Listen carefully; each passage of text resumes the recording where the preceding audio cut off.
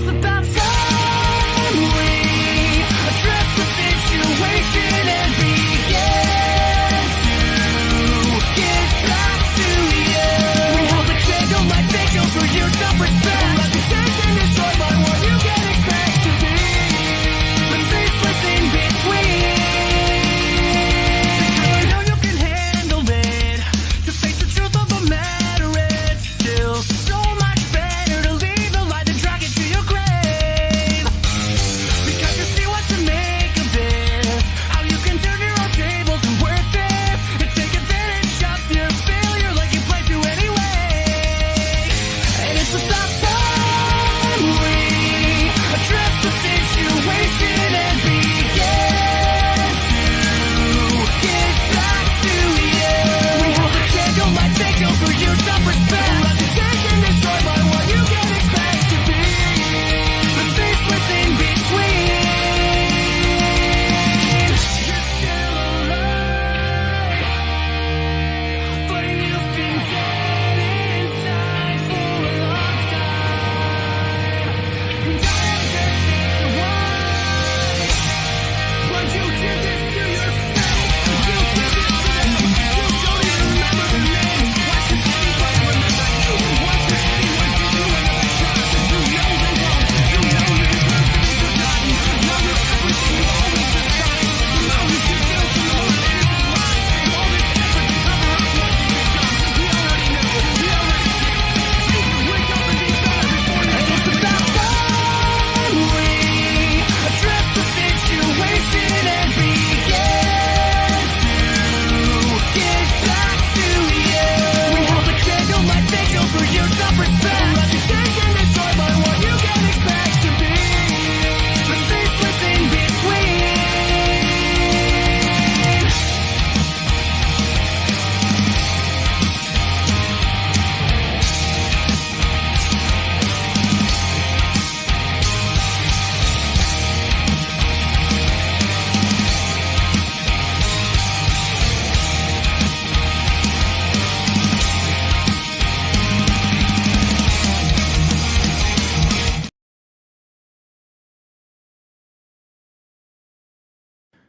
This program is a collaboration of personal opinions and individual free thought. It does not represent the views or narrative of the mainstream corporate media hacks. Viewer discretion is advised. And here we go.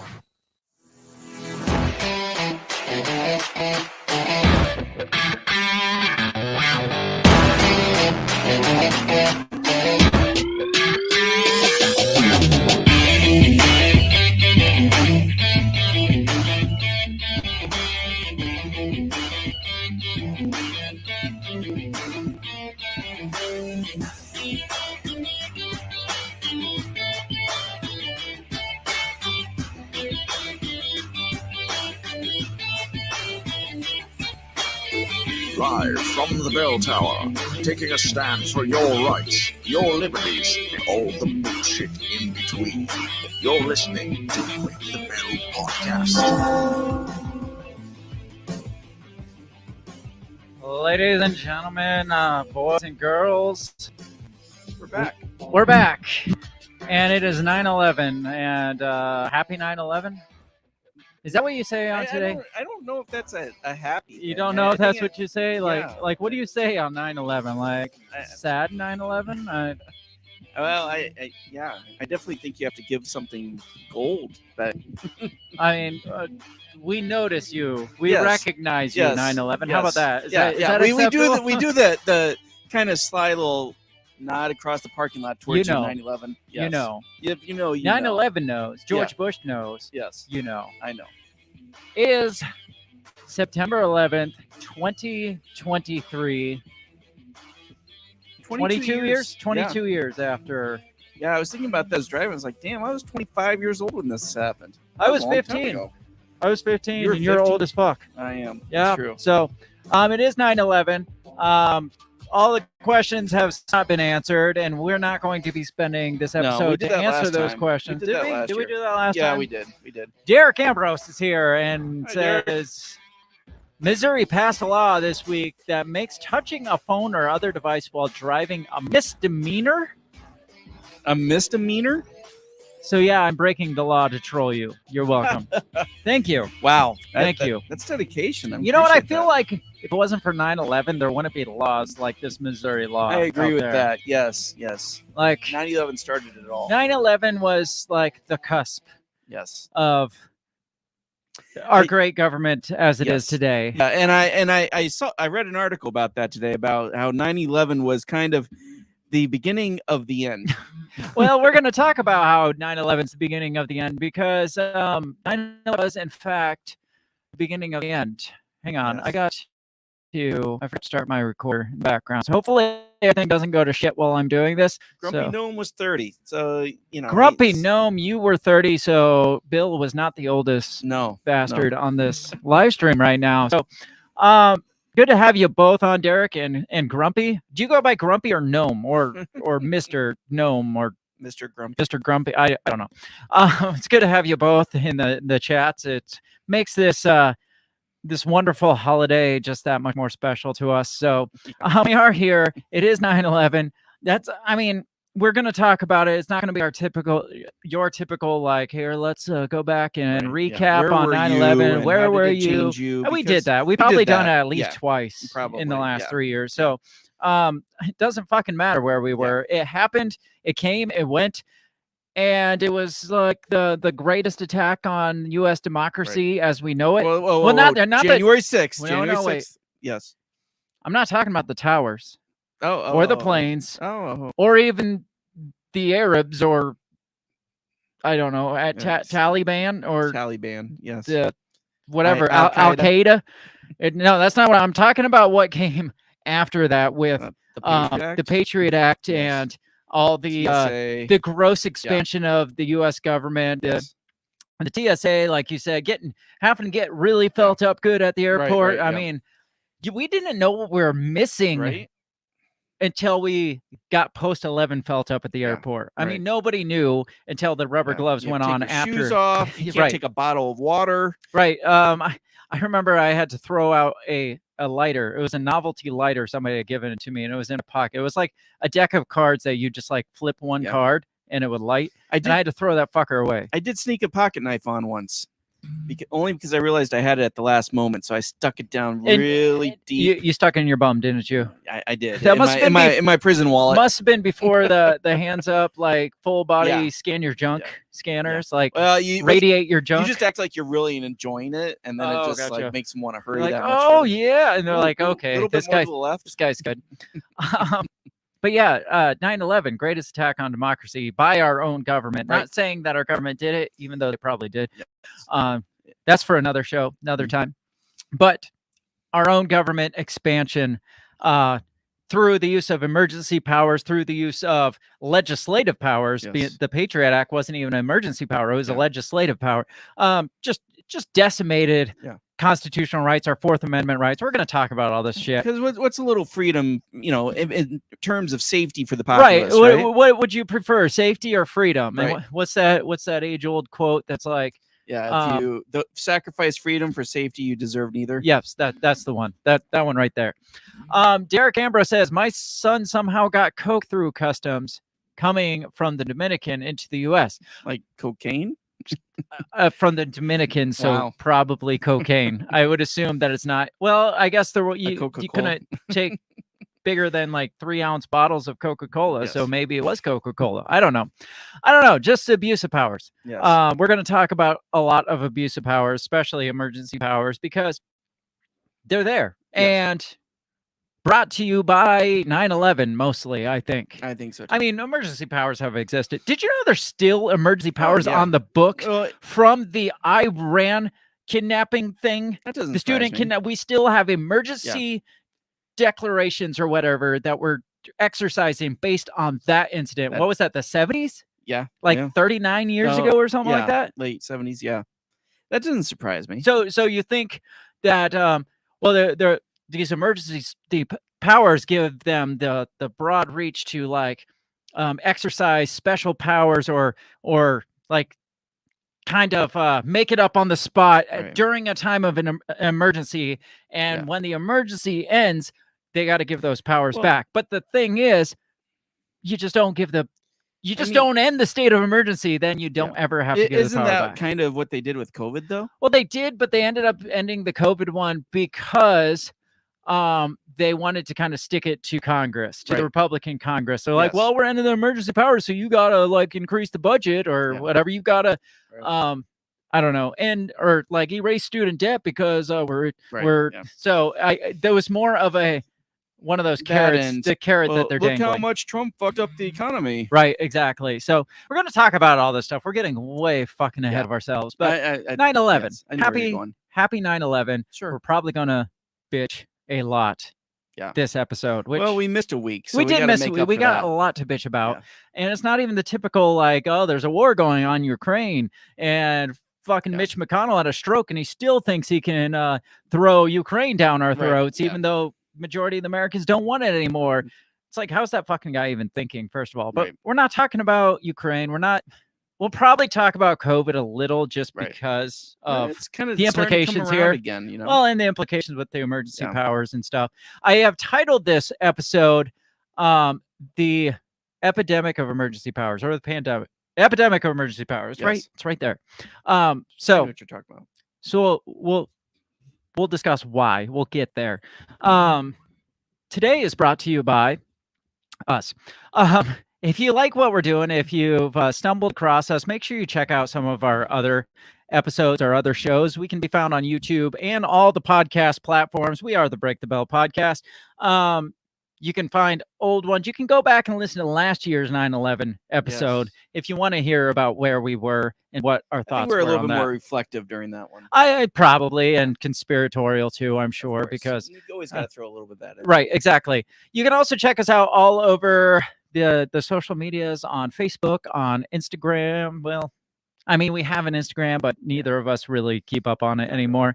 You can find us on Twitter or X or whatever Elon Musk is fucking calling it these days, at the handle at Break the Bell Pod. We also have a Facebook forum, which is the Breaking the Bell Forum, which you can come and join and chat and have a good time. Otherwise, you can find links to everything we do at our website, which is www.breakthebellpod.com. Find links to kick-ass merch and Cool T-shirt. cool t-shirts, coffee mugs, and shit like that.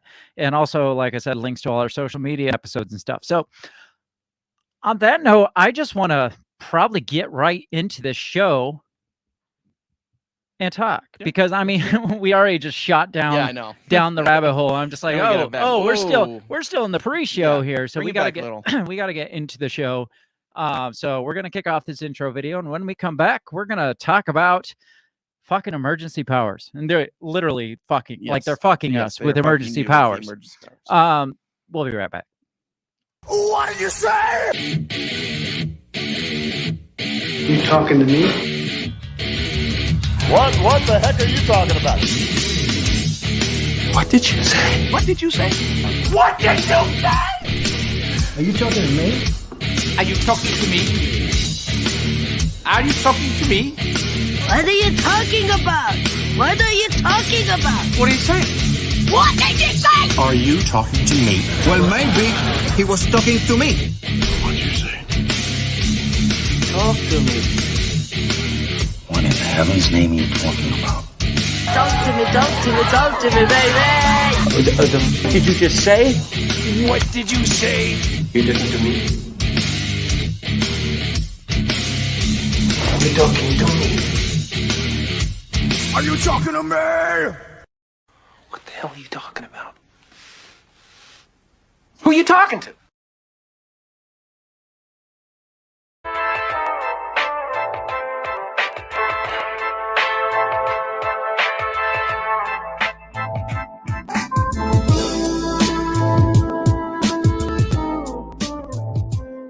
Nine 9/11 today Yes. memorializes, like we said, memorialize, that's the word I Yeah. was kind of looking for. Yeah. Okay. Celebrate. 22 years ago, I have written here completely changed the trajectory of our country. I You agree with said that. you said it. What did you say? You're Beginning of the end. beginning of the end. Explain that. Why? Like, who said that? Who was it that said that? I'm trying to remember where I don't even remember where I read No, that. it's a But I think terrible it was- source. May have been Tulsi Gabbard. Oh, okay. But explain your reasoning why it's Well, beginning of the end. because I mean, like you said, it was probably the biggest expansion of powers from since like freaking oh crap, who was the crappy president we had before Nixon? Johnson. Johnson. Yeah. Yes, since That's the Johnson's one. war on poverty. You know, and so it was this rapid expansion for security's sake, right? Right. And not only that, but you know, it gave government the ability to move behind the scenes against perceived threats. You know, they started listening, following emails, and Not all, just all for listening and security. following emails. Massive collection of data, like just. We've talked about the NSA and the Edward Right. Snowden project, or Yeah. the project he exposed, not his project, but how it's just like a dragnet of data, and it's just like, well, yeah, there's billions and billions of stuff, and they knew what they were looking for, but the fact was that they could collect it without telling you that hey, we're collecting your fucking data, we're collecting everything that you do on the internet, from your browser history to your emails to who you called and when you called them, and if we feel like it's necessary to use that against you, we're going to use it against you. But we're just going to keep it on the side burner just in case something comes up. We're not going to abuse it by any stretch unless you do something Well, wrong. and the problem with it is the American people were like, well, if I'm not doing anything wrong, then what's the big deal, right? But the thing is that is the sentiment that gets us to where we are today. Exactly. It's It's a slippery slope. It's not even a slippery. It's just a fucking cliff you just dive a off of. drop It's off. just like,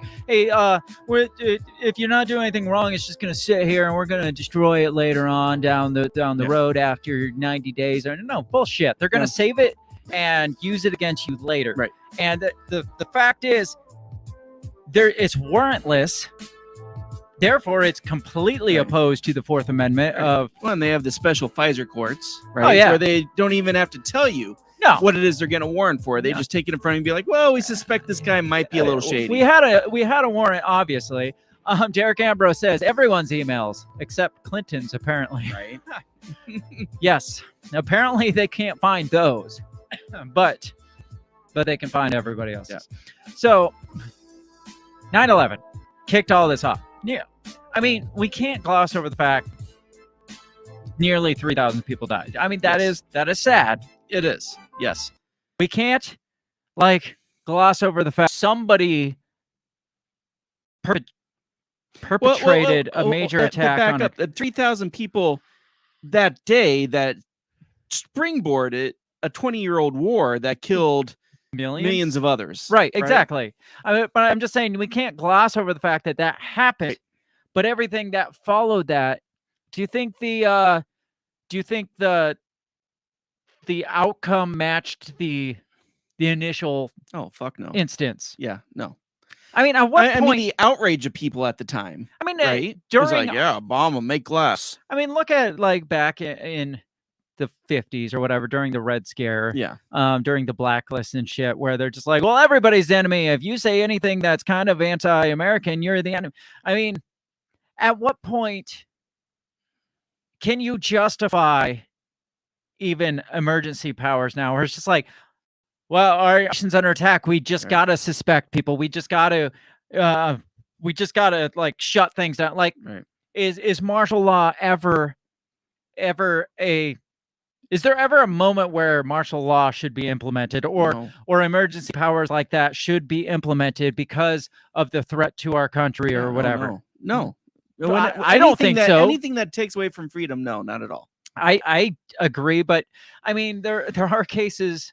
I'm not saying there is reason for people, I guess, to suggest that if I don't even fucking know. I can't justify it in my head, but other people's justification. Well, at a time of war, we have to be able to mobilize things and direct communications, or direct certain like manufacturing towards the war effort. So the government does have to step up and take on certain responsibilities that aren't like peacetime responsibilities.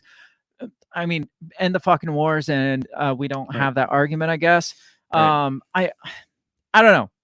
Yeah. All I know is, again, 9/11, biggest attack on U.S. democracy. Yes. Not because what George Bush said, that they hate us because they hate our freedom. Right. No, our own government hates us because they hate our fucking freedoms. Our own government was trying to implement some of these regulations or some of these intelligence laws before 9/11 ever happened. Right. They were all, the majority of the Patriot Act had to have been written up long before 9/11 happened. They're like, well, we can't drop this. I mean, on the them whole right now. 90s was a war against right-wing extremists, right? Right. We did a whole show about that. Absolutely, yeah.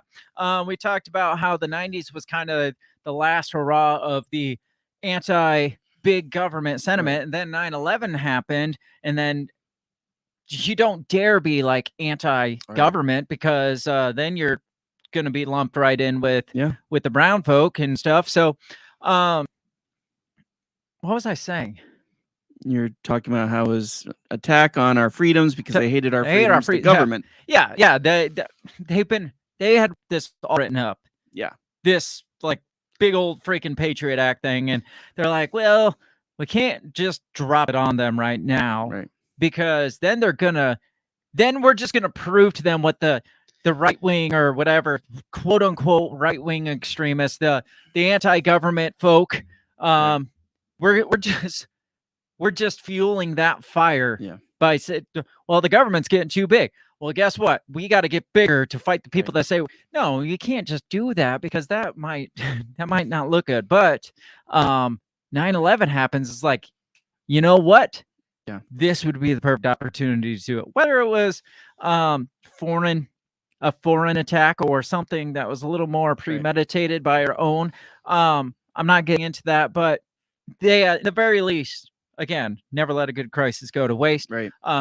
Let's drop this Patriot Act. Let's start fishing through. I mean, this was early days of the internet. And so the government started to realize, hey, we can get a lot of information off people on the internet. Yeah. Think 2001, how much data you could get off a person just over the internet versus today, how much. Oh, geez. And the same principles apply. Yes, they did shut down certain programs after Edward Snowden, but they just rolled over to a different name under a different guise, and they're still collecting the data. Now they just have the companies doing it for them. The NSA doesn't have to do it because Google, Facebook, Twitter, they'll all do it for them. And then they'll be their data servers, so they don't even have to pay for the server space. And now they're tracking your money too. Well, obviously, because what was Biden's big deal he passed where they can track up to $600 in your bank account or anything over $600. Yeah. 86,000 more IRS jokes agents. on you. I never have more than $600 in my account. Right. That's obviously intentional. just to fuck government, not because I'm fucking poor. Let's talk about the most well-known massive overreach, which is the Patriot Act. Let's get into that a little bit. This is from Time Magazine, and it's titled, How 9/11 Radically Expanded the Power of the U.S. Government. Is that like good radical or bad radical? Because there's a bunch of different kinds of radical. Bad. So this came out on September 11th of 21. So this was exactly 20 years after 9/11 happened. It says 2 decades ago. I got to pull this up. My computer is really glitching out. Do we sound good? Hopefully we sound good. No echoes. Well, if you do that, they're just going to... God damn it, Bill. Let's see here. Let's pull this one up. What the fuck is going on? 2 decades ago. Everything's going slow. Pull up. Come on now. Like everything works perfectly until we go live, and then everything just like takes a shit. All right. It'll pull up eventually. It says 2 decades ago, the deadly terror attacks on 9/11 changed nearly all aspects of human life. Culture shifted with heightened levels of fear. The U.S. launched costly, deadly war. Congress, what the hell is happening? Congress passed sweeping legislation. The government profiled and watched its own citizens, ushering in a new era of mass surveillance. One of the most significant and lasting changes was a massive expansion of executive power that transformed entire portions of America's legal landscape. Within months of the attack, the George W. Bush administration had authorized spying on Americans, a new secretive military tribunal system, and begun secretly detaining men from Muslim and Arab countries. There have been attempts to roll back some of these policies in the years since, but many post 9/11 developments have remained in place, impacting America's use of force abroad, immigration and surveillance policies, and the delicate balance of separation of powers. So a lot of the shit is still in effect today, is what they're saying. These changes altered the way Congress, the judiciary, and presidents interact and reshape the relationship many Americans have with their own government. Administrations took aggressive actions in the name of protecting their citizens. Hey, does that kind of sound like 2020? Right. Yeah. This is for you guys. Yeah, reshape in the name of protecting your citizens. But as revelations emerged detailing some of the abuse that ensued, public distrust in American institutions has risen. One of the defining questions of the post 9/11 legal landscape has become how to negotiate protecting national security with managing swelling presidential power and rebuilding confidence in the American government itself.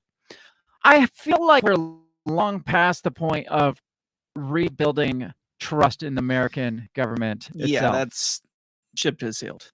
I broke down the. Am I on the wrong? I'm on the wrong fucking one. That's all right. So you kind of catch my drift there. I pulled up the wrong one apparently. That's all right. We'll keep going. Let's just. All right. God damn it. I'm terrible tonight. It says there's just no easy institutional avenue to rein in the accretion of power in the executive branch through the coordination of the three branches, says Scott Anderson, senior editor of Lawfare, who served in the State Department under President Barack Obama. Now, how sad is that when you got to say we've gotten to the point where there's just no pulling it back, right? Through the use of the three branch, but that's how it always goes, though. Checks and balance whenever system. there's a huge expansion, it has never shrunk back. No. They've always taken it and just ran with it, right? You know what you do to balance it back out is you expand the legislative next, and then you expand the judiciary next, So and you then got to keep it even. yeah, right? but you expand them a little more, so then the executive can be like, now they're bigger than us, so we got to expand, and then so they just balloon up individually. Just that's what they consider checks and balances, is continued expansion on all three of, and I mean, we're to the point where we're fucked. Well, are checks and balances even really a thing? Like, well, but here's the thing, though. Is a legislative body actually keeping the executive in check? Unless the executive happens to be on the other side of the party lines as them. I think that's the thing, that it's so merged together with party lines.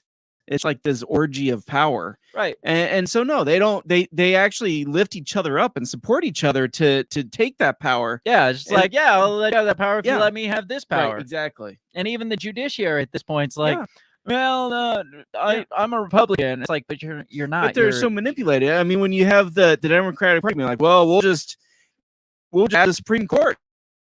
Right. Huge, it's like, all right, great. There's just no easy institutional avenue to rein in the accretion of power in the executive branch through the coordination of the three branches. I think the big question we're going to face over the next few years is, how do you recalibrate? I know a great way to recalibrate. Burn it down. Burn it the fuck down. Yeah. Vote for freaking Josh Smith, because he's going to burn it all the fuck down. Lay them all off. Yeah. All that shit that he talked about. Massive closing of different departments, the education department, the Fed. Close it all down. It's clear that changing national security. What is going on? Everything keeps moving. Jeez. I don't know what's happening.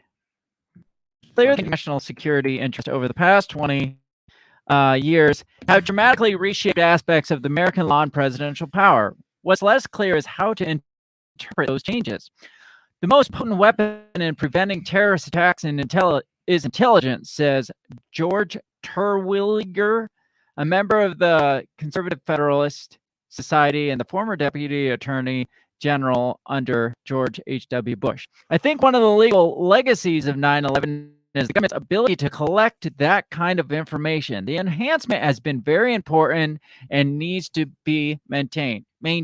So you still got people up there that are like, no, this is important. It's necessary in order to thwart the terrorists. Right. Which, how many terrorists have we really had since 9/11? Well, we were out of the woods until J6 happened. Well, obviously, yeah. Maybe it's because of that collection of data that we haven't had more terrorist attacks. Do you ever think about that? I got to get out of this article because it's just like popping up shit and driving me out. But this, like I said, brought rise to the Patriot Act, which is what I thought this one was about. But apparently, I pulled up the wrong article. But that talks about, like, there's 4 points that the article I was looking for. It's from the ACLU. It talks about, like, record searches, secret searches, intel searches, and trap and trace. And it gets into all of these. It kind of breaks them down. I wish I had that article because it's a good article. Well, but you see kind of how it's happened with, I mean, they took out they had the wiretaps against Trump, right? That were warrantless, right? And then all of a sudden you got Biden using the FBI and the CIA. He's weaponized them against his political enemies, and you see how they're using that, and that, if you and I became his enemy, which we probably are, they'd use them against us. Oh yeah, anybody. I mean, you weaponize against your political opponent. You weaponize against people on the other side of the aisle as you. You weaponize it against, use the same tactics that were used against terrorism, to say, hey, there's this big bad boogeyman at home now, and we can just revamp or just kind of repurpose the Patriot Act to work against. Well, and as the United States moves into a social credit system, like it will, it's going to have all that leverage it can use against its citizens that it feels has not fallen in line. Right. So I'm just going to read this from my phone because I have it on here. It's called Surveillance Act under the USA Patriot Act. And it talks about those 4 points, like record searches. It expands the government's ability to look at records on an individual's activity being held by a third party. Secret searches. It expands the government's ability to search private property without notice to the owner. 3 is intelligence services. It expands a narrow exception to the Fourth Amendment that had been created for the collection of foreign intelligence information. 4, trap and trace searches. It expands another Fourth Amendment exception for spying that collects addressing information about origin and destination of communications as opposed to the content. So the expanded access to personal records was number 1. Says one of the most significant provisions of the Patriot Act makes it far easier for authorities to gain access to records of citizens held by third parties. At a time when computerization is leading to the creation of more and more such records, Section 215 of the Patriot Act allows the FBI to force anyone at all, including doctors, libraries, bookstores, university, and internet service providers, to turn over records on their clients or customers. How's that make you feel? Your doctor, your Hippocratic Oath protected doctor medical information. Yeah. I assume if they can get it from doctors, I would think they'd be able to pull from lawyers too if it was deemed like a threat to national security. I mean, right. Same policy, right? I mean, your confidentiality of health is same as, attorney-client privilege.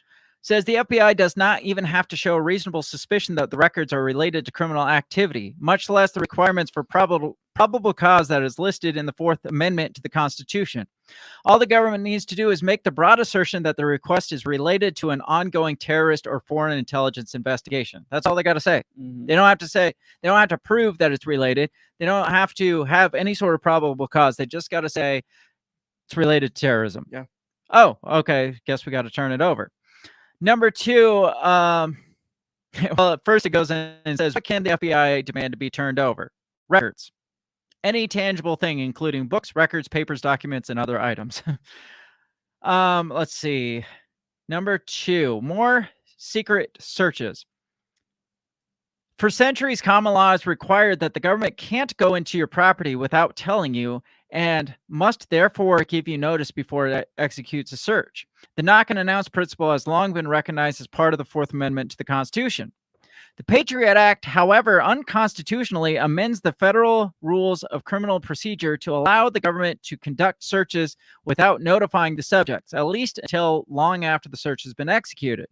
This means the government can enter your house, apartment, or office with a search warrant when the occupants are away, search their property, take photographs, and in some cases seize property and not tell you until later.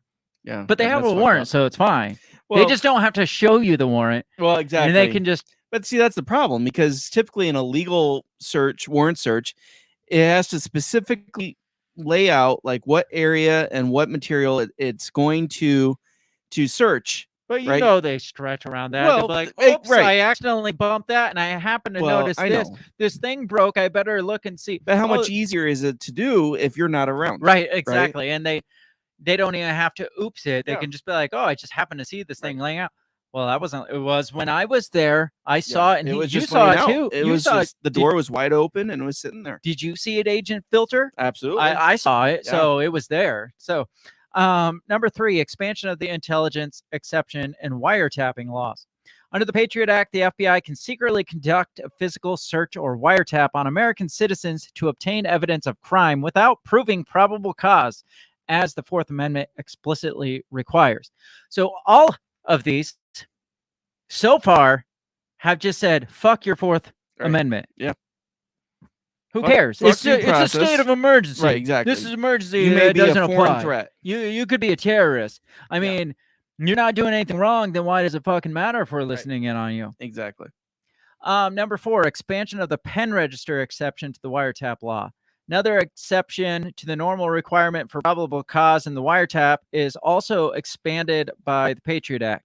Years ago, when law governing telephone wiretaps was written, a distinction was created between 2 types of surveillance. The first allowed surveillance of the content or meaning of a communication, and the second only allows monitoring of the transactional or addressing information attached to a communication. I don't even know what that sounds like semantics there. Probably. It is like the difference between reading the address printed on the outside of a letter and reading the letter inside, or listening to a phone conversation and merely recording the phone numbers dialed and received. Okay, that makes sense. Yeah. Wiretaps limited to transactional or addressing information are known as pen register trap trace searches. The requirement, it says, for devices that were used on telephones to collect telephone numbers.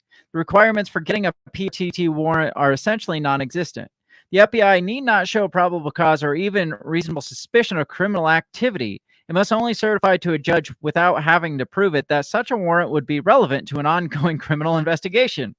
And the judge doesn't even have the authority to reject the application. So they can track who you're talking to and what numbers you're dialing without a warrant or probable cause. They can't necessarily listen in on it, but they can track who it is you're calling and how long you called them and where you called from. That kind of information. So what do you think so far of this Patriot Act in the name of preserving democracy from the you can evil see terrorists? where- exactly. It's just like wide open, basically. Yeah, it's not even wide open. It's just like well, it's shit just on the like, Constitution. Yeah, exactly. It's their huge loop around the Constitution and any rights or you may have.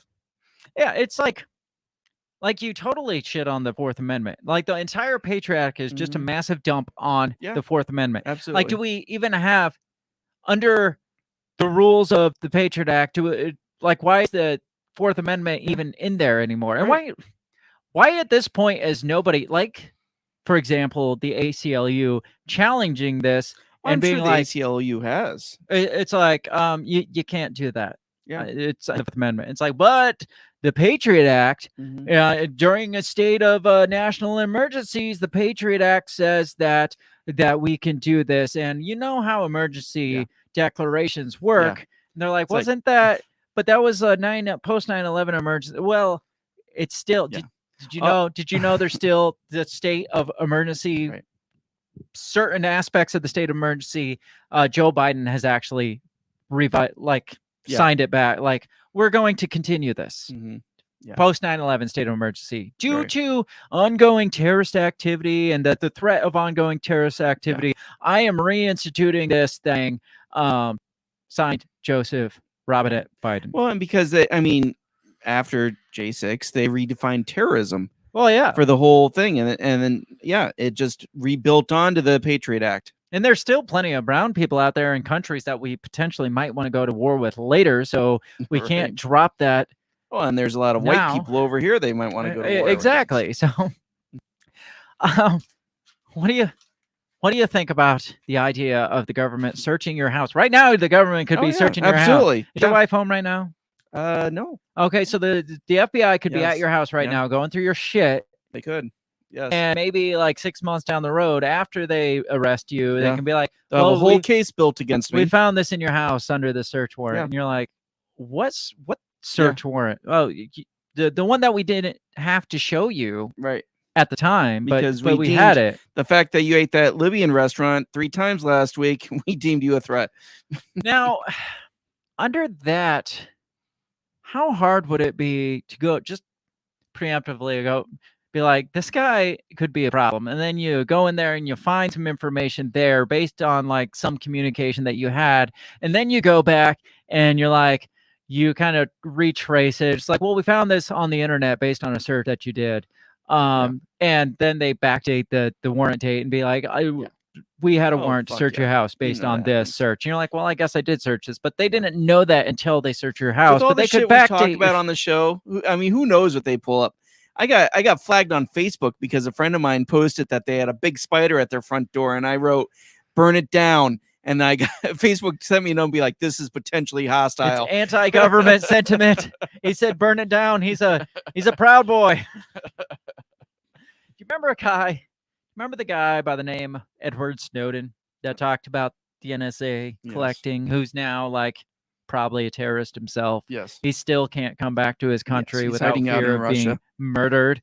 The stuff that he exposed and all this stuff, like the Patriot Act isn't even like the executive order stuff. Right. Like the overreach of the expansion of the executive branch that we talked about from that Time article. The hundreds of bills that each president signs. No, the Patriot Act was our legislative branch doing. That was the overriding law. That was them saying, "Oh, you don't worry, you don't have to use the executive pen. We'll do it for you." And all the Americans cheered and was like, "Yeah, woo, yeah." Fuck them brown people. And I told when I was I took hope nobody clips that out. I'd be like, "This is Craig Schmaltz." But my ethics of law enforcement class, we discussed this, and I was the only person that had a problem with the Patriot Act. Everybody else in my class was like, "Well, I don't see an issue with this if it keeps people safe." 5 years ago? Yeah. So not even like post 9/11. Yeah, this was like post 9/11. Yeah, when kids that probably weren't even alive at that time, right? Yeah, and well, they don't even fucking realize it because they just pick up their phone and download an app, and they're like, "Yes, collect all my data." Yeah, boom, just so I could play Flappy Birds, or well, that dates me, Flappy Birds. Just so I could play. What do kids play? Do kids even play games anymore? Roblox. Okay. I don't know. My daughter plays that. I don't know. She's an old soul, though. That's true. But yeah, like you don't need the Patriot Act when even like I'm sure we're guilty of it. But I always say that's one thing I like about Apple because I feel like I have control, but I know I don't. Yeah. But when I hit do not track, Apple gives you that chance. Yeah. They can be.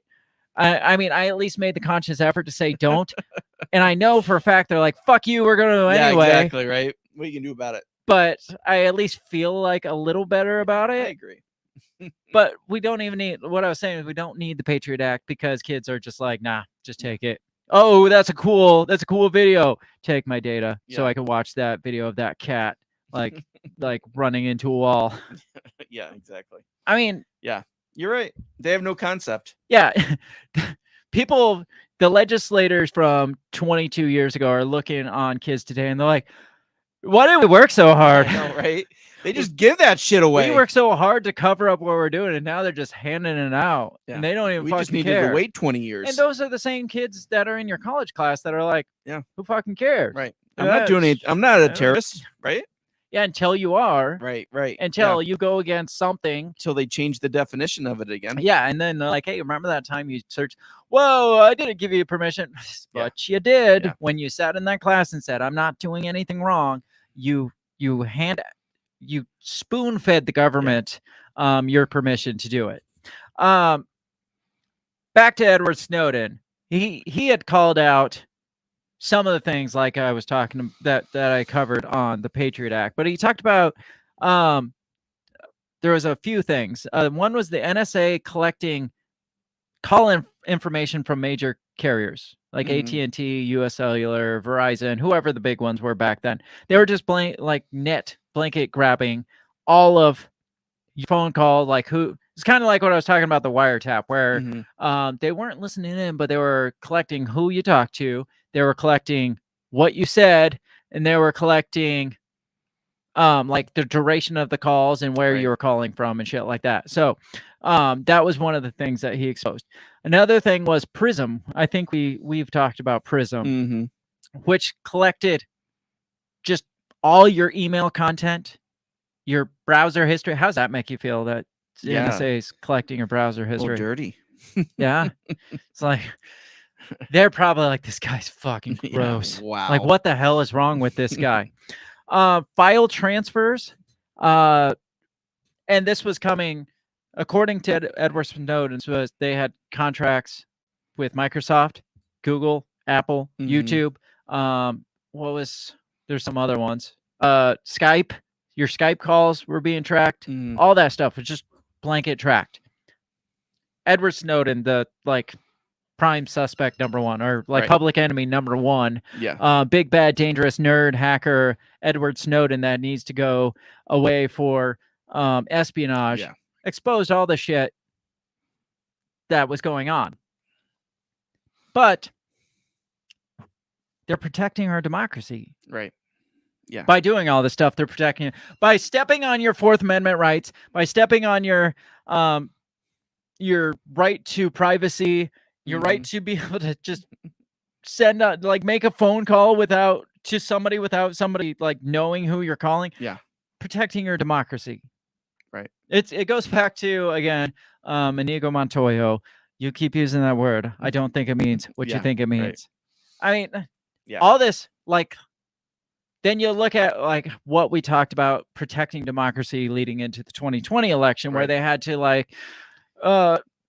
drag people's public perception. They had the whole game plan where they war gamed it out. And if this was to happen, then we're going to go do this. And because democracy needs protected, democracy is so fragile that we need to use our emergency powers to curb some of the constitutional laws, your constitutional rights, so we can protect democracy, somebody from infringing on your constitutional rights. Right. So we can protect the Constitution by infringing on the Constitution. We'll piss on your rights so we can save all of you all for the rights we'll let you have later. How does that work? You infringe the Constitution to protect the Constitution. Yeah. But who are you protecting it from at this point? Yeah, to me it sounds like a junkie trying to justify. Right. Oh, come on, man. It's okay. Just a little bit. Again, all that shit was the laws. It doesn't even get into the executive orders that have come out that just completely obliterate. As soon as a president or a governor or whatever leader says, you know what? I declare a state of emergency. Yeah. And all of a sudden it's just well, we just have all these resources at our hand and all these massive overreach that at our at our disposal because it's a state of Yeah. emergency. Yeah. I mean, where does it stop at that point? Right? I mean, we saw how far they went in 2020, right? Right. Lockdowns, masks, Right. vaccines. They almost Well, mandate it. You know. like I was saying, like emergency declarations do not protect democracy. No. They just don't. No. Like I was reading today, the oldest like recorded instance of emergency powers, like emergency protective powers, dates all the way back to the Roman Republic. Oh, I'm the sure. Republic of Rome. It's like they had the whole democracy thing figured out. They're like the birthplace of democracy, supposedly. And at times of war or whatever, what did they call the Centurions?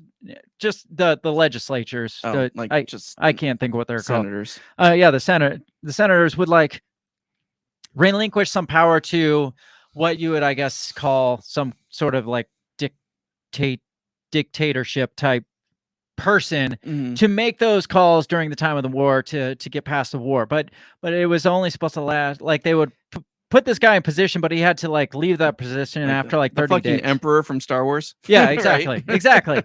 But they'd be like, and it worked well for a long time. Sure. Like nobody abused the power for a long time until they started abusing power, because they'd be like, you know what, we're going to give you the powers to get us through this time of war and make these decisions from your own kind of executive level. But that you got to retire from that after like so many, like if you haven't completed the mission after X amount of days, then you were no good to us to begin with, and we'll find somebody else to do it in that amount of time.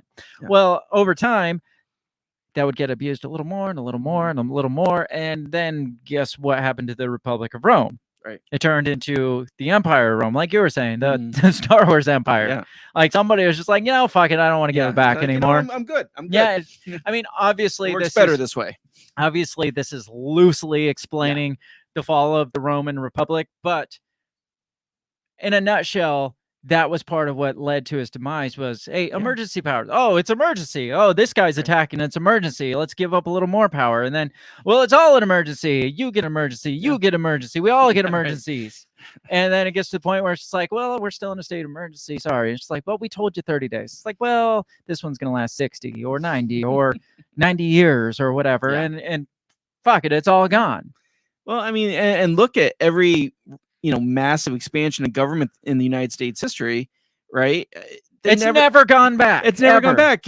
From Roosevelt's Depression era, to now. It's like, they never shrink back. They always just keep expanding and building and growing on top I think of it. it goes even further back. Oh, than it that. does. I think even like Lincoln after the Civil War. Well, like, Lincoln was locking up journalists and people that spoke out against him. But it was all to keep the Republic good together. because he's Lincoln, right? He saved the Republic as we know it with these emergency abuses of the Constitution that we know, or like the rebuilding, the restructuring, or whatever that happened after that.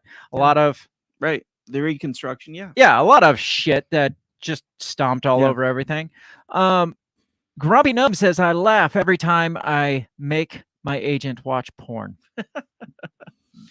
And Derek says, TikTok. All the kids are on TikTok. I was trying to avoid saying TikTok, but then there's literally nothing else kids do. There's no phone games. There's just TikTok. But yes, TikTok isn't even like, you don't even have to hit take my data. It's Chinese. They're just like, we know you're taking our data. Like, who fucking cares? Freezing your back while, taking pictures. Yes.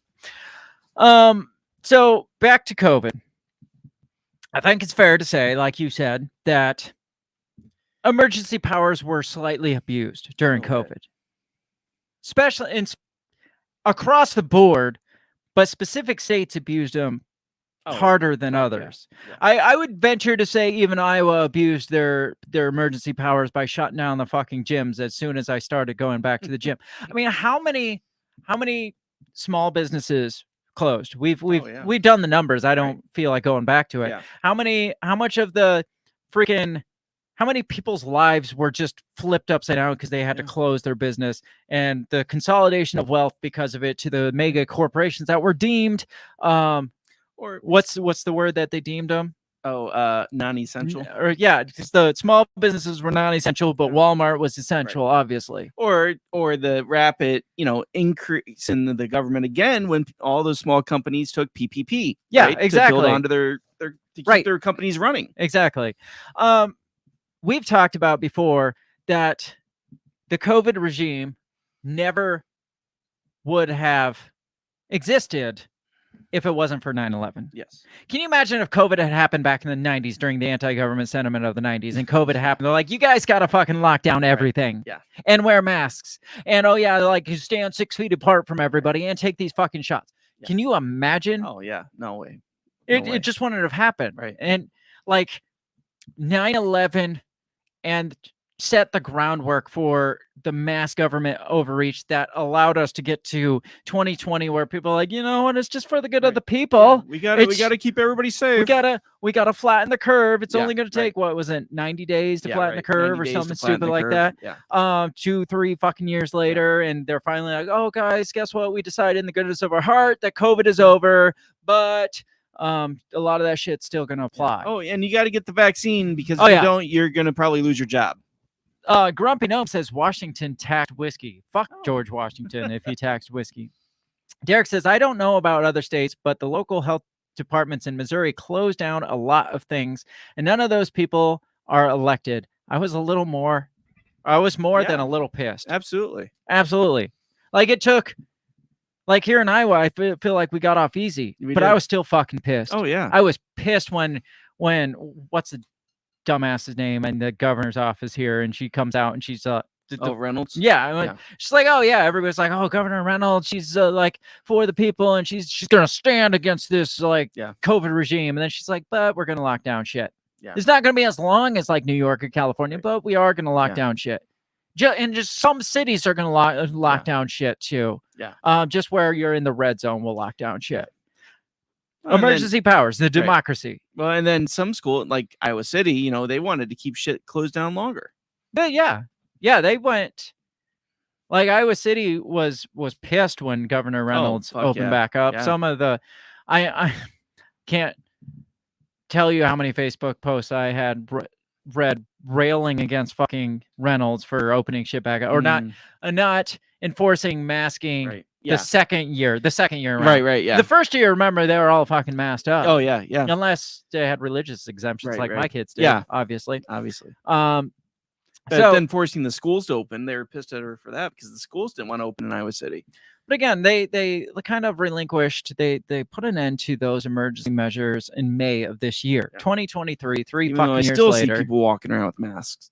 Well, what are you hearing now that this fall It's coming back. mask mandates might come back? I've got this article. I'm not going to read the whole thing, but it's from USA Today.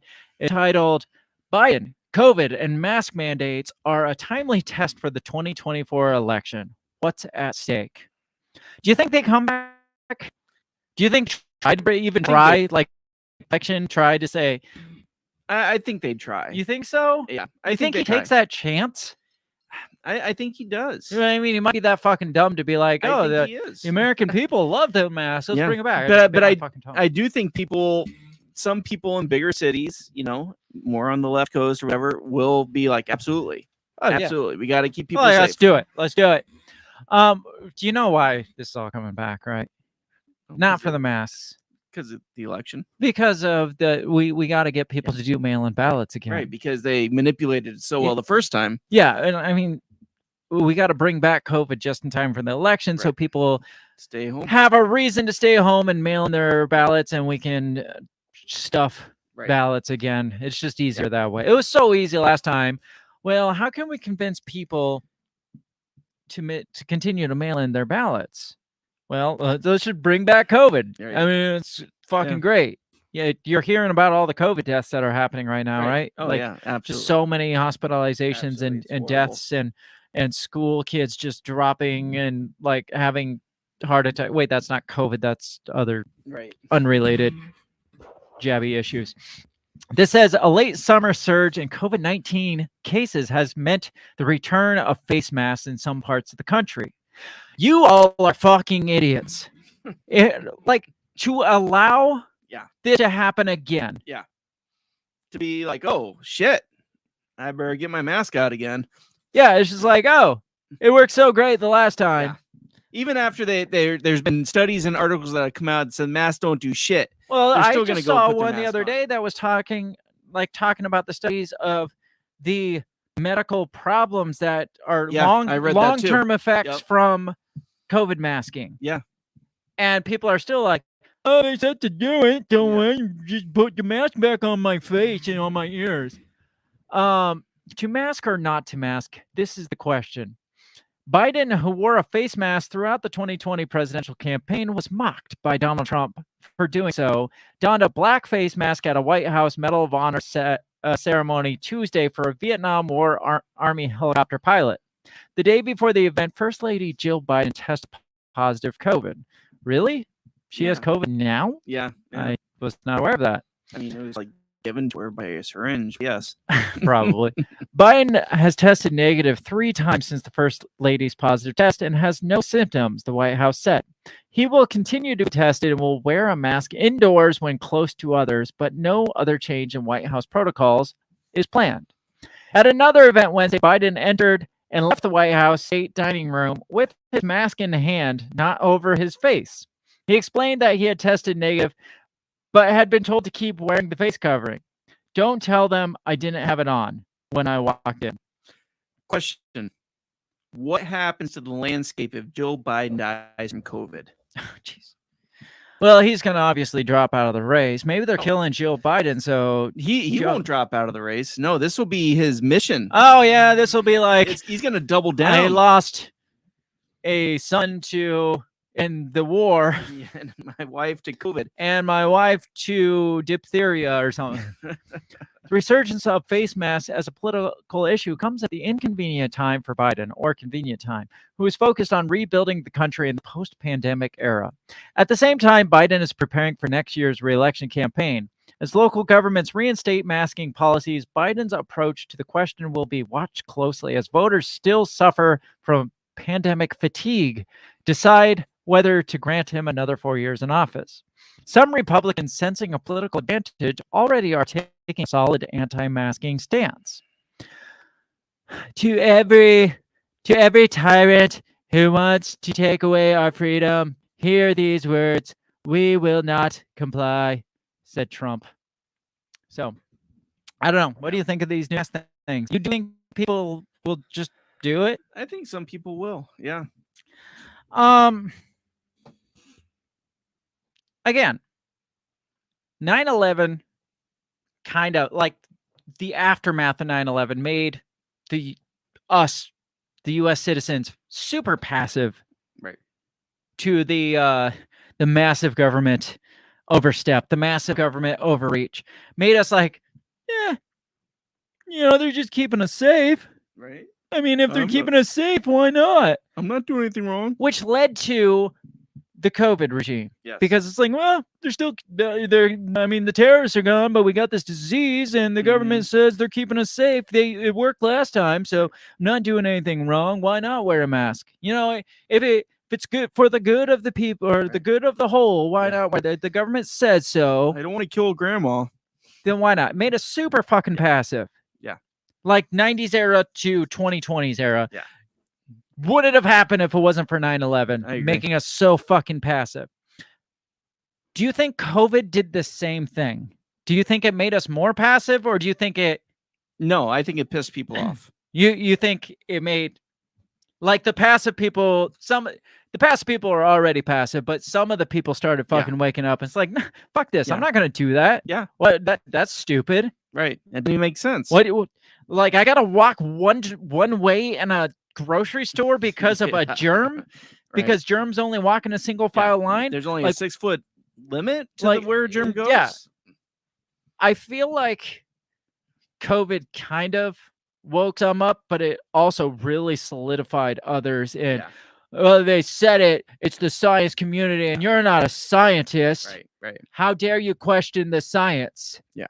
And those people, you're not gonna change them. Right. But there was a handful, not a handful. There's a large portion of people that got super passive from 9/11 because the brown people supposedly attacked us, and because we want to save y'all from the brown people.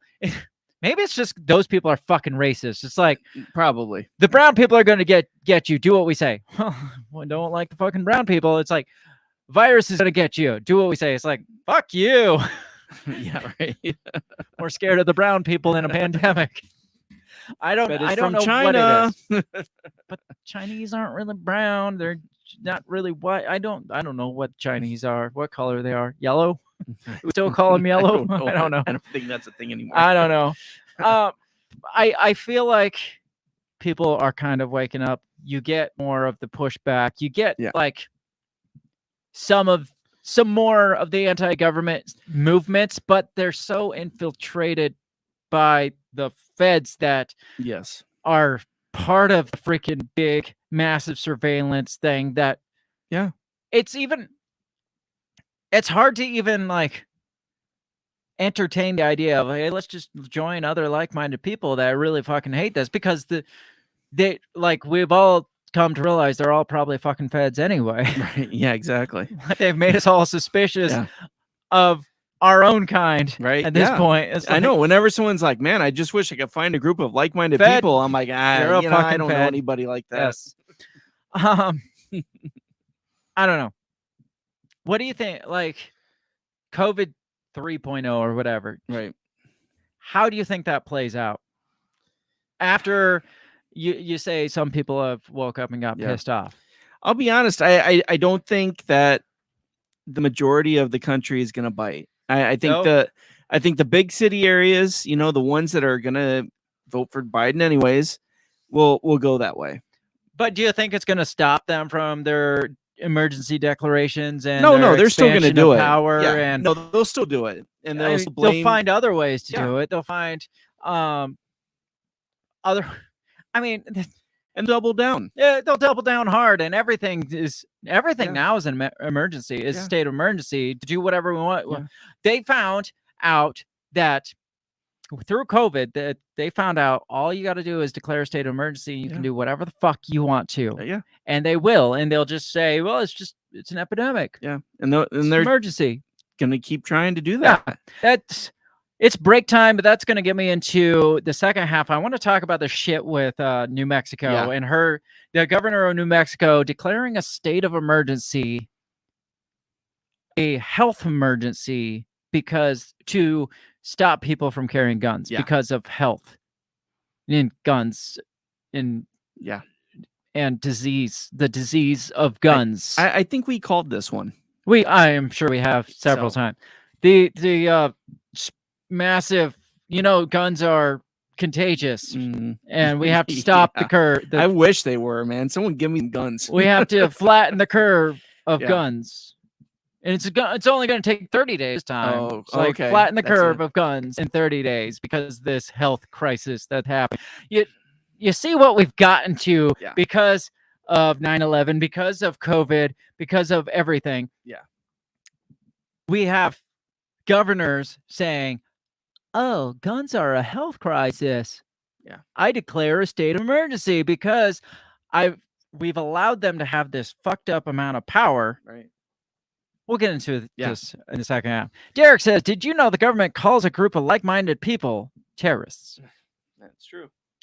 Yes, I did know that, and that's dangerous and scary.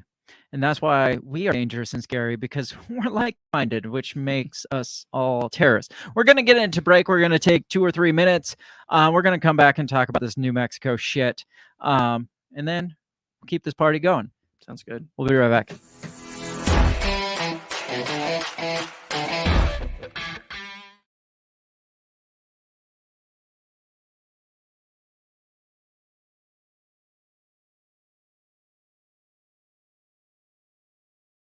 Take a moment and remember the feeling. When they called you not essential. When they dictated what you could do, where you could go, how you could breathe. It's disgusting, isn't it? And they're trying to do it again. We've seen what happens when the people lose control. When politicians and unelected bureaucrats make the big decisions on our behalf, whether we like them or not. When the choices are taken away from us one by one. We've seen what happens when they strip away medical freedom. When they trample on informed consent. When they dismiss our cries of justice. They laughed at us. They called us names. Rest in peace, Wheezy. Them, their freedom. I want my freedom to live. And they shamed us for not going along with their every demand. Enough already. It's time to hold these tyrants accountable. In the midst of them trying to do it again, this wasn't a public health measure. This was an act of war against a peaceful people. But a reckoning is coming, and we're leading the charge. This campaign is for all of us. I'm asking you to join this movement that's for every single person who felt the crushing weight of mandates, the sting of being called unessential, the pain of having your liberties stripped away. I'm Joshua Smith, and I'm running because you are essential, and because our freedoms are non-negotiable. Not last time, not this time, not ever again. I recommend take the vaccines. I did it. It's good. We faced the challenges. We felt the pain, but we're not defeated. Together we have the power to create a brighter future, one where liberty thrives and tyranny dies. I endorse prosecuting the COVID tyrants and using Guantanamo Bay to lock them away for their crimes against humanity. In the face of all of this happening again, where they think we're stupid enough to fall for it, in 2024, a vote for me is a vote for vengeance. Go to joshuasmith2024.com to find out how you can help.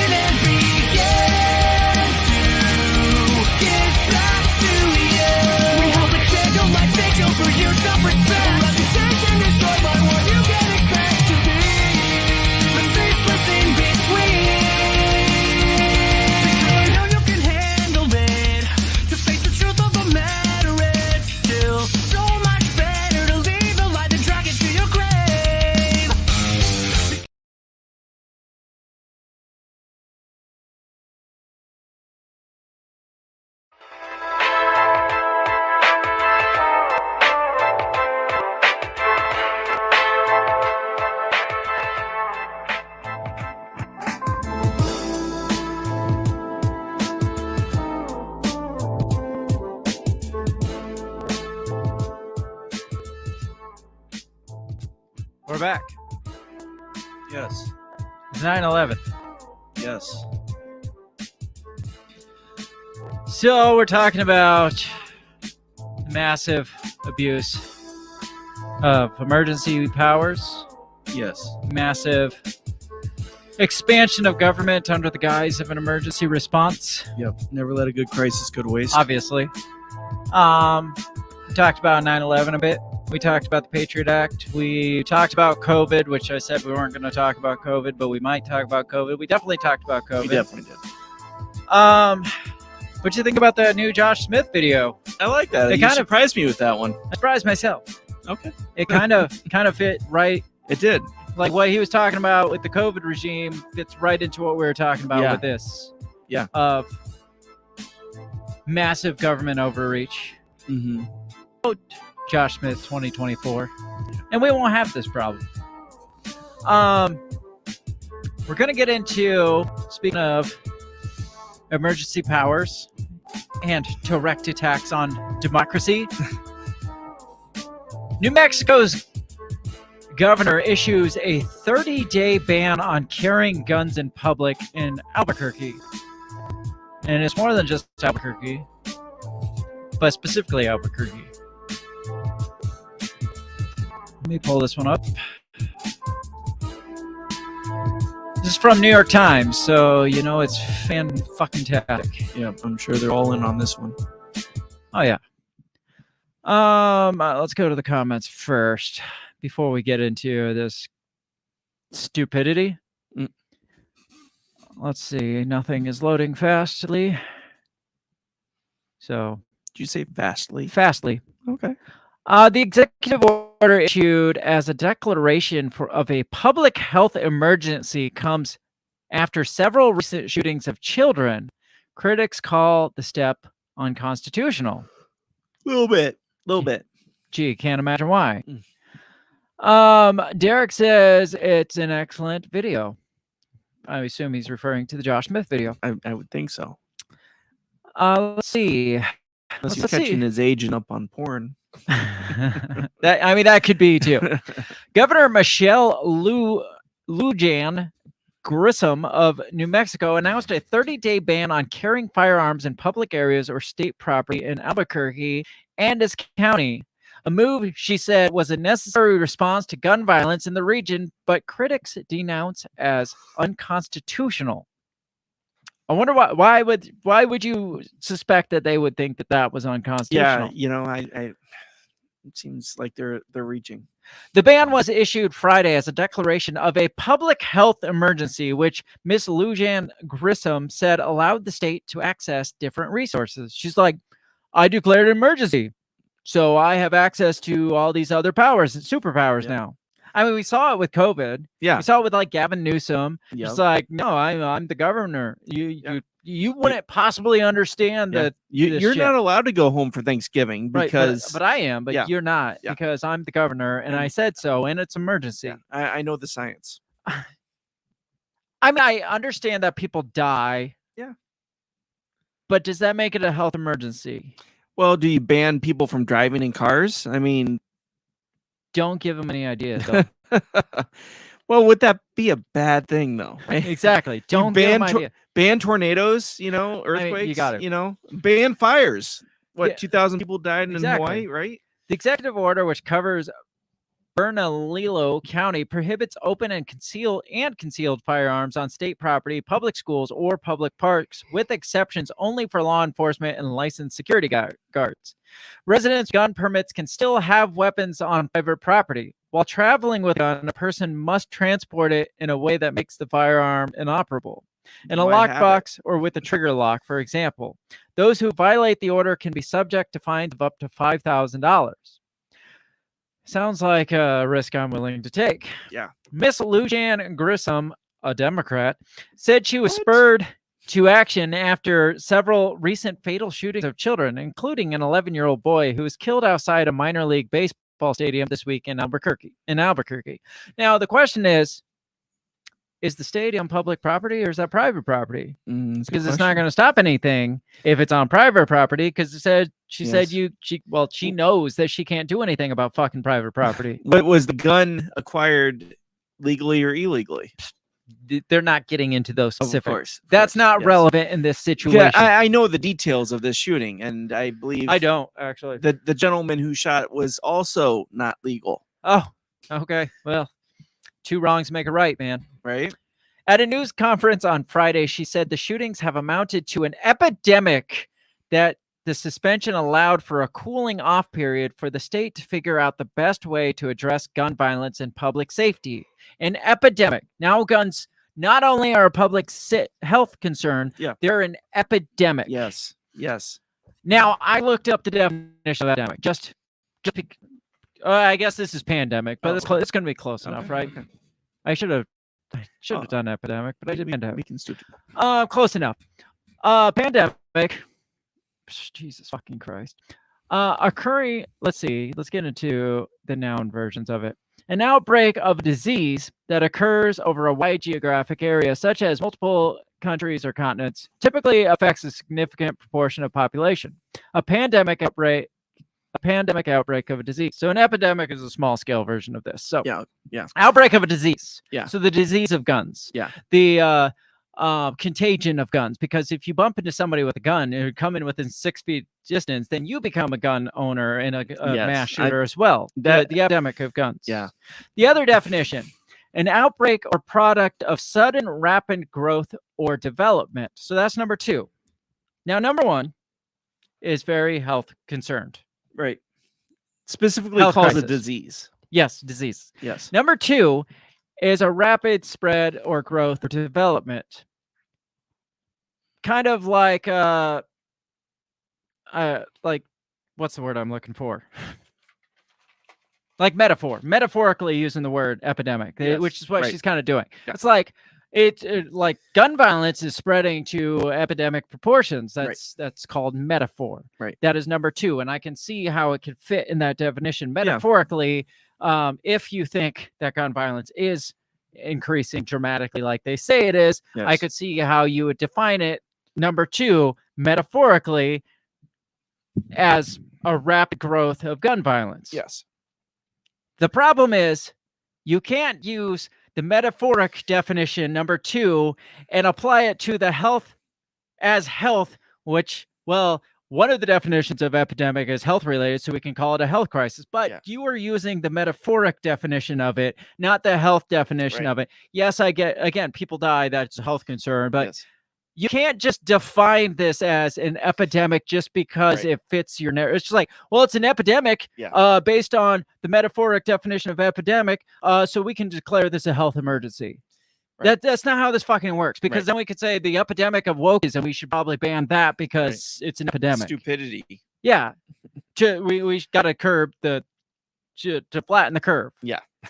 Like, you can't just call something an epidemic and just say, well, since I called it an epidemic, we can consider it a health crisis, because epidemics are health related based on definition 1, and metaphorically definition 2, this is an epidemic. So we mush them together, use our mental gymnastics, call this a health crisis, a health emergency, and we can declare a state of emergency now and have all these freaking resources at our disposal now. And I feel like politicians have to use the mental gymnastics nowadays. They do. Get things to go. I mean, that's the only way it fucking works. And if they do enough of it, you get dizzy and you stop asking questions because you pass out. Right.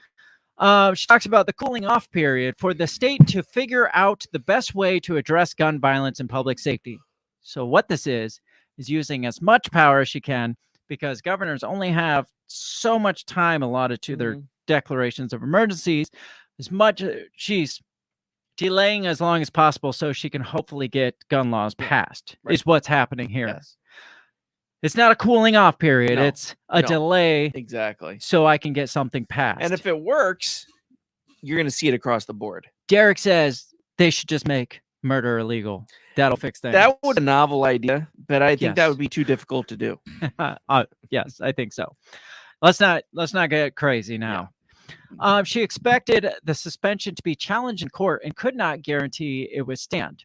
She says, I welcome the debate and the fight about making New Mexicans safer. On Saturday, the National Association for Gun Rights, along with member who lives in Albuquerque, filed documents in court suing her, seeking to block the enforcement. Yes, obviously people are going to block this. Obviously people are going to sue this because it's not right. Because there's so many implications going on here. Yes. Not even the fact that you're just smushing the Second Amendment now. Yeah. I mean, we talked about the shitting on the Fourth Amendment all the first half. Now we're shitting on the Second Amendment. Yes.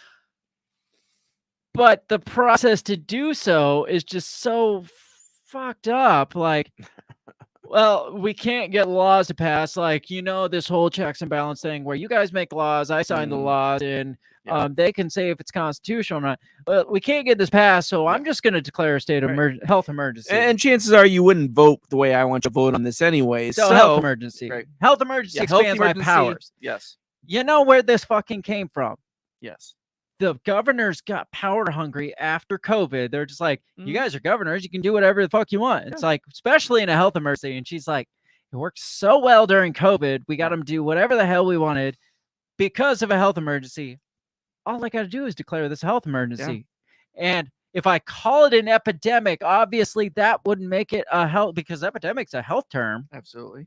And if it's an epidemic of gun violence, it's now a health concern of gun violence. Yeah, health emergency crisis. That makes sense. Yeah, yes, that's the one right there. We got it.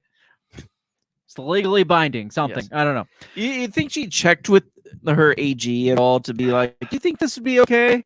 Or do you think she just like, I don't care, I'm just gonna do it? Probably hired some fucking dumbass AG that would just like back whatever she Yeah. said. She probably owns him. He's probably a pedophile or something. I don't know who he is. Don't come back and like, don't sue me. You'll get nothing. I wanted to read this. This talks about legislative oversight of emergency executive powers, because we have representatives from the state that are just like, you can't do that. It's like, you have a job as a legislator to be like, fuck no, you're not doing that, because you can't do that. Yeah. So this one talks, this is from legislative or ncsl.org. Says, in times of war, disease, and other extraordinary conditions, each state authorizes its governor to declare a state of emergency. Once an emergency has been declared, executive powers expand until the emergency ends. And that's the caveat there. You don't end the emergency like 9/11, like the Iran freaking kidnapping, whatever that was, like COVID. You don't end the emergency. You never have to give back the power. Exactly. It's perfect. The powers include authority normally reserved for legislators, such as the ability to suspend existing statutes or effectively create new laws, albeit temporary and only as needed to respond to the emergency situation. Although governors need to be able to respond to the emergency quickly, legislatures have an important role in making sure these powers are not abused. And that they don't undermine the separation of powers vital to our democratic system of government. Legislatures exercise several types of checks on the state executive's emergency authority in ways that vary between states. However, some common features exist. Statutes defining executive authority during an emergency cannot be modified by executive order. Governors cannot promulgate emergency rules that grant themselves authority beyond the statutory limits. So a state gives governors certain emergency powers through whatever. They're just there. It's like if there's an emergency, you get the X amount of more power. Well, the governor can't come out and be like, I declare a state of emergency, and by doing so, I also make this law that grants me even more power than what the law that made me powerful to begin with. Yeah. So technically, they're not allowed to do that. Excuse me. As a result, legislatures have the authority to legislate firm limits on emergency executive power. Several states impose specific limits on the exercise of emergency powers. Common restrictions including prohibiting governors from limiting freedom of the press or confiscating citizens' firearms. So she didn't go as far as to take away their guns, because she can't do that. She fucking can't do that. But she's like, but it's kind of like when Joe Biden come out and he's like, I'm going to make it so everybody has to mask up if you make me president. And then he's made president. He's like, I'm going to make everybody on Capitol ground or on state grounds wear a mask. And it's just like, you said you were making everybody mask up. It's like, well, I can't do that. But on I Capitol grounds, you but- better have a mask on. But then why did you say it? Right. It's like, well, you should have known that I couldn't do that. That's kind of what she's doing here. Let's see. Additionally, constitutional limits. Here you go. This is what you need to listen. Listen good. Okay. Put your phone away. Listen good. Additionally, constitutional limits on state authority and any guaranteed right remains in full effect during an emergency. Okay. So constitutional limits on state authority. Yeah. What's that one constitutional limit on state authority that says no person shall not be impeded on? What was that amendment? Or like the Second Amendment? That's like oh, no, nobody shall not be infringed. Infringed shall not by what? State authorities. Yeah. Yeah. So no constitutional limit on state authority. I feel like shall not be infringed is a limit on state authority. Yeah. I mean, other people question me on this. No, yeah. But I feel like that's a pretty cut and clear limit on state authority. And any guaranteed right, which is like any inalienable rights, Yes. like the Bill of Rights, Yeah. like the First Amendment, the Second Amendment, the Third Amendment, the Fourth Amendment. Yeah. Any guaranteed right remains in full effect during an emergency. Yeah. So, yeah. So she's blowing smoke. And what I was looking up, the sheriff in that county that she's trying to says, it's unconstitutional. So there's no way I'm going to enforce this order. Right. It does nothing to curb gun violence. It doesn't. Yeah. It doesn't do that at all. So, and then the Republicans are trying to get her impeached. Really? Yeah. No. Okay. But the thing is, like, it shouldn't come down to like an impeachment procedure. It's like run her ass fucking out. Yeah. Yeah. I mean, that's it. It's just like she's not doing her fucking job. Run her ass out. The ACLU came out and said are objecting to it, but for a different reason. They feel like it's going to lead to overzealous policing and infringe on privacy. No way. Yeah, and No it may way. increase in racial profiling. Yes, because that's the problem here. So obviously this is facing legal challenges. Apparently the legislators are trying to impeach her, but again, it's like you have so much more that you could be doing. Right. Just stop listening to her. Just be like, fuck you. Yeah. New Mexico's ban on public carrying a firearm to face legal challenges. Now, you got to listen to this one good because this expands on her statements. Okay. Even more so. Says, on Friday, a public health order focused on gun violence went into effect in New Mexico. Governor Michelle Lujan Grisham put the order in place, said the move was sparked by the death of an 11-year-old killed in a road rage incident this week in Albuquerque, along with other cases. The order says no person other than law enforcement should possess guns at public school or parks, that while transporting guns, they must be in a locked container or have a trigger. I already read that. God damn it. Why is this doing this? Says what is fucking going on?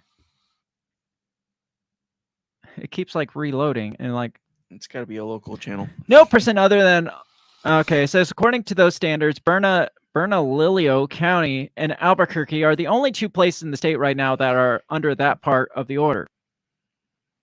But Lujan Grisham said the order will likely face a legal challenge, as some would argue it's unconstitutional to not allow citizens to exercise the right to carry. Now, this is where you gotta listen good. This is a quote from the governor of New Mexico. I can invoke additional powers. No constitutional right, in my view, including my oath, is intended to be absolute. No. That's exactly what a constitutional is. It's cannot, as you said, cannot be infringed. And yes, you cannot. Now, by today's standards, however, she's right.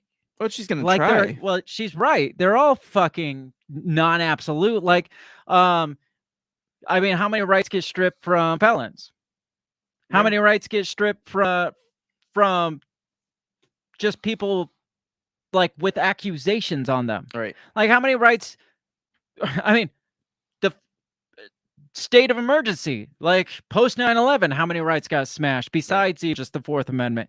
How many rights got smashed during COVID? Yes, she's absolutely right. Nothing in the Constitution clearly is absolute, because we can just give it all up and they can just take it away, and we're like, fuck it, fine, it's for our own safety. Or like felons don't have the right to vote. Like, they're all the shit that she's saying in by today's standards are absolutely 100% correct. Right. None of it's absolute, because we don't make it absolute. However, if you go by this old fucking standard of inalienable rights, which is what, where's that written?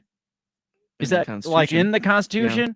The definition of inalienable rights means it cannot be taken away. Unable to be taken away. Another word for inalienable is what? Absolute. Yeah. Those rights are absolute. The Constitution, based on the founders, was absolute. Shall not be infringed, like you said. So for her to come out and fucking say, well, in my view, nothing in the Constitution is absolute, then why do we even have a fucking Constitution? Right. Yeah. Yeah. Yes, it can be changed and amended. Sure, I guess that makes it right. But there's a process. Absolute. Yeah, it's not an by executive order based on an emergency not fucking thing. Some dumb shit sitting in the chair in New Mexico thinks that guns are dangerous and this might stop it. So this is what I'm going to say, because I don't know shit. So again, based on that, do you have the right to impeach this woman, or just run her ass again? Run her fucking ass out. Yes. Like, if you're a For legislature, being stupid as fuck. Like that last thing, it's like the legislatures have kind of a checks and balance system, even on emergency powers. It's like, if you're a legislator in that state, you should be running her ass out. And if you're not willing to do that, we'll fucking run your ass out too. Yeah, absolutely. People of New Mexico should be pissed as hell about this. They should be, but they don't fucking care. Well, they should be. What are we because looking at here? I don't know what that is. But yeah, they need to kick her ass over to California. The thing is this, it's like, you get these governors, like, for example, Gretchen Whitmer, that decide to abuse fucking power. It's like, doesn't even matter. It's like, the people, if people were to come out and be like, we want your ass out of here, well, another Gretchen Whitmer kidnapping plot comes up. And I mean, I love the guy, Brandon Caserta, but that didn't go far enough. I'm not saying they should have kidnapped her and murdered her or whatever, but the whole trial, and then everybody's like, oh, this is all just a big misunderstanding. We were not.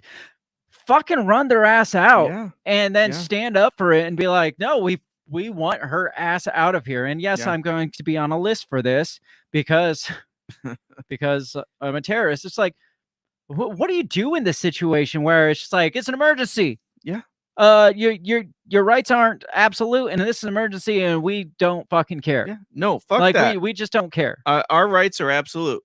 The problem, another issue that might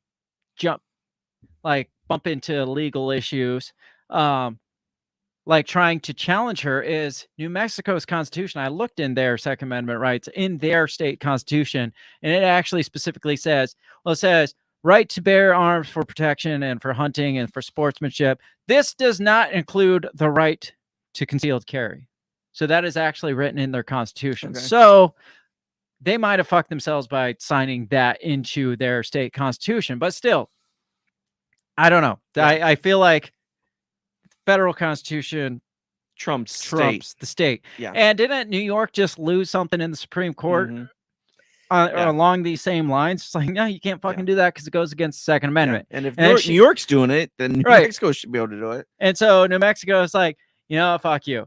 I feel like there might be a precedent set now based on New York that they can just be like, that's not going to fly. Yeah. And then they should kick her ass out. Yeah. They shouldn't just shoot it down. They should kick her ass out. They need to because make an example of her. she's like, that oath that I swore, Yes. I put my hand on the Bible, whatever, swore to protect and preserve, blah, blah, Foreign blah, and domestic. which protect and preserve the Constitution Yep. against foreign, but A, the thing that I made an oath to protect, that's not absolute. And B, the oath that I made to protect the thing that's not absolute, that's not even absolute either. So does she not know what a fucking oath is even? Yeah. She doesn't Probably know what a not. constitution Probably is. not. She doesn't know what an alienable means. And she doesn't know what an oath fucking means. Yeah, probably not. Probably not. But that's I think we're at the point now where it's time to get pissed, and it's time to make example of politicians that are trying to infringe our inalienable rights, and they need to be kicked out of office. They need ran the fuck out of town like 1800 style. Like people need to start paying attention to this shit because they're going to keep trying to pull the same things over and over again. I mean, is tar and feather, is that allowed these days? There's nothing that says it can't be done. It's not. It's not illegal. So yeah. The real epidemic is not the gun violence. Yeah. The real epidemic is the emergency power. Like, and I'm not talking just metaphorically. There's way too much emergency power here. I'm talking like contagious epidemic of emergency power. Like we were saying, it started with 9/11, and then that overstep allowed us into the COVID regime, abuse of power, and then that freaking power hungry giving government officials just blanket power over our entire being based on a health emergency. Now we get to like state by state, like flare ups here and there where it's just like, you know what? Health crisis. I can just undo everything. Like I can just make rules because of its health crisis. And the Constitution in my oath is not absolute. So we're gonna put a wall around the state, and no one's allowed to leave. I don't even know what our context really was, based by saying, in my understanding, the Constitution and my oath isn't to have. Do you think that's going to come back and bite her in the next election? I think so. I mean, anybody that runs against her, all they got to do is put, like their slogan is, absolute is absolute, or something. So like Grisham that. doesn't think that the Constitution is absolute. Yes, exactly. I want to get into this last one. It's from Zero Hedge. It says, "Are emergency powers a test to see what Americans will put up with?" I don't even know if it's a test anymore. Yeah, I don't think it. Yeah, like I think because we had said that about COVID-19. It's like this just test see what shit we'll put up. The next they already thing. know what we'll fucking put up with and who won't put up with it. We're on lists. The people that won't mask up, the people that didn't get vaccines. We're all on fucking lists. They already know this shit. Yeah. But I do want to read the article just to kind of close things up, wrap things up. This will be a little bit shorter. Maybe if we don't keep itching too long. We'll see. Are emergency powers best to see what Americans will put up with? During the hysteria of the COVID pandemic, questions swirled around how the federal government would respond to events under the declaration of a national health emergency. What kind of powers would they claim to have, and which constitutional rights would they try to suppress? All of them, if they can, probably. Yes. Because none of them are absolute. What many Americans didn't consider, however, was the implementation of emergency power under state governments rather than the White House. Most of the COVID mandates crushing the U.S. economy during the period were not federal mandates, but state mandates. And there's a good reason why COVID tyrants chose to focus on state-level restrictions. There are a number of requirements and obstacles for any president seeking to enforce mandates at the federal level, along with more scrutiny and oversight than is commonly understood. Though a president can declare emergencies unilaterally, there are still some legal checks and balances. To be sure, these are quietly being eroded with each passing year. Let's see. On the other hand, state governors in 44 states have sweeping authorities under emergency conditions with very little immediate legal recourse. As we have seen in places like Hawaii and now New Mexico, Democrat governors have been playing with fire, no pun intended, as they seek to push the envelope on emergency control at state levels. In Hawaii, the exploitation of state emergency provision under Governor Josh Green led to the to possibly thousands of deaths as they refused to release water supplies for firefighting and even blocked Maui residents, forcing them back into the blaze. They have even put an information blackout in place and denied news organizations access to the scene of the disaster. One has to ask, was it this done out of stupidity, or was this a test to see what kind of trespasses and controls citizens would accept? In New Mexico, we see a similar extreme oversight by Governor Michelle Grisham, who believes she has the authority to dictate the Second Amendment rights of Albuquerque residents due to rising crime.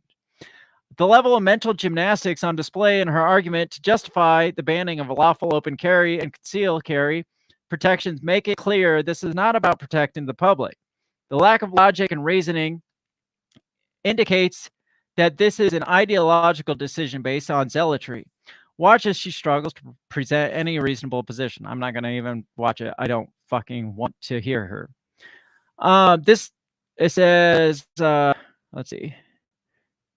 The root of her argument is, I am banning legal firearms carry in Albuquerque because under emergency powers I can. That's it. That's all she's got. But this is not a valid argument, and there are a number of reasons why. First, crime is rising across the nation, predominantly in Democrat-controlled cities.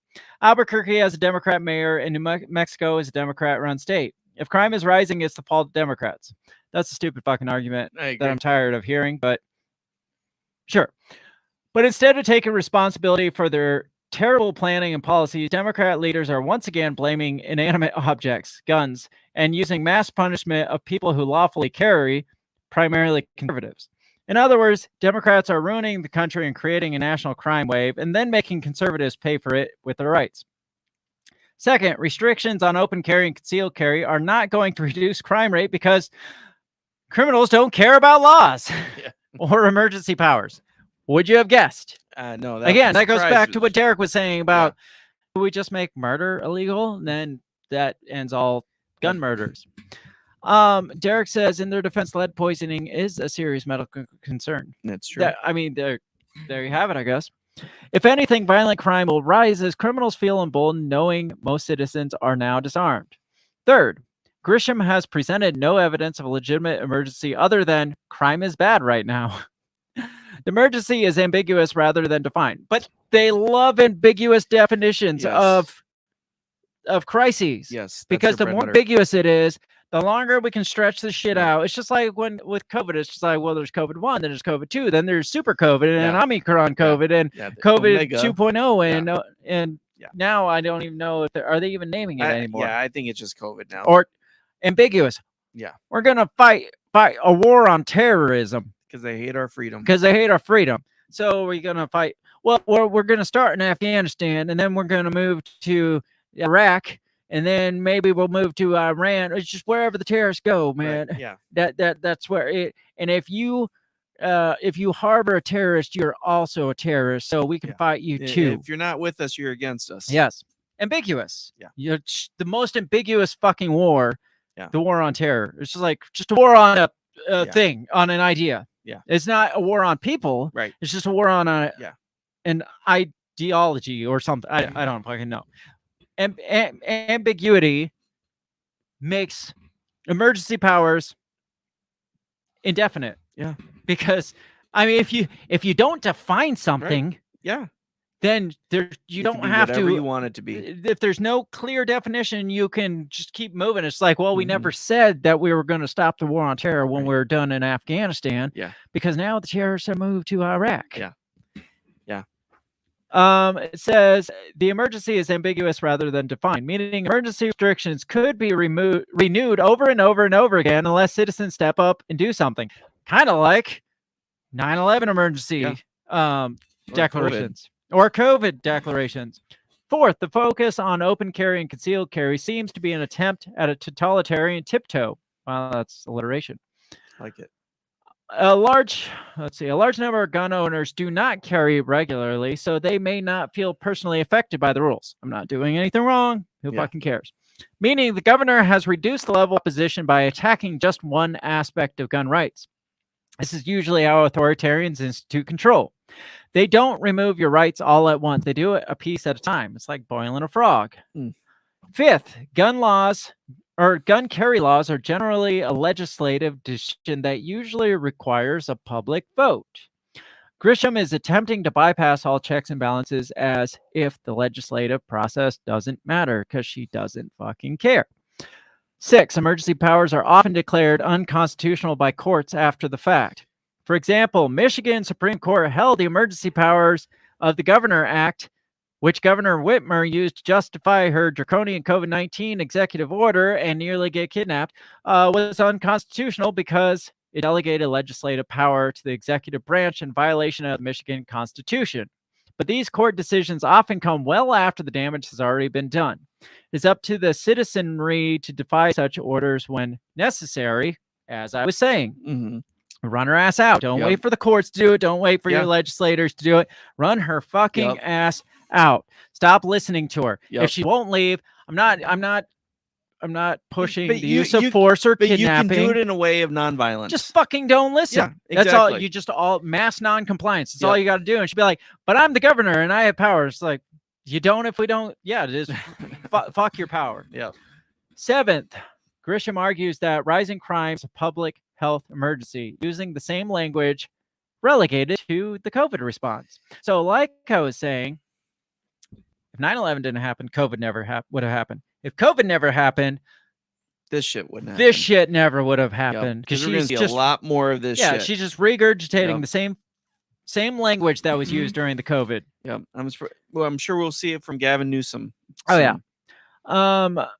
Says crime has nothing to do with public health and is a legal concern handled through either social programs or increased police presence. Disarming the public is not within the purview of a health emergency. Grisham has greatly overstepped her bounds.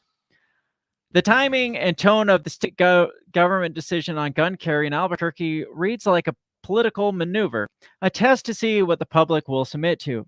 Grisham admits she expects numerous legal challenges to her decision, but she does not seem too concerned with public reaction. Maybe she should be. Or she's so certain that the New Mexico Second Amendment community will sit on their hands that she feels comfortable there will be no protests, no open carry marches, and no public defiance or non-kidnapping plots to be concerned about. One thing is inevitable. If Grisham is unopposed in New Mexico, numerous Democrat governors and mayors across the country will try to enforce the exact same emergency powers. I'm sure the FBI is trying to devise a kidnapping plot right now. I mean, probably. Yeah. Maybe this is just another fucking stupid ass stunt by the government to amp up the freaking the right wing Second Amendment type, like pro 2A people, so they could say the pro 2A people and like orchestrate some sort of stupid domestic terrorist event or with thwarted domestic terrorist event leading into the 2024 election to say, oh, look at all these domestic terrorists because of this. I mean, does she really think this is going to freaking fly? Yeah, I can't imagine she would. But she can be certain that a lot of people will be fucking pissed. And if they're not willing to step up and do something, enough people will believe. Yeah.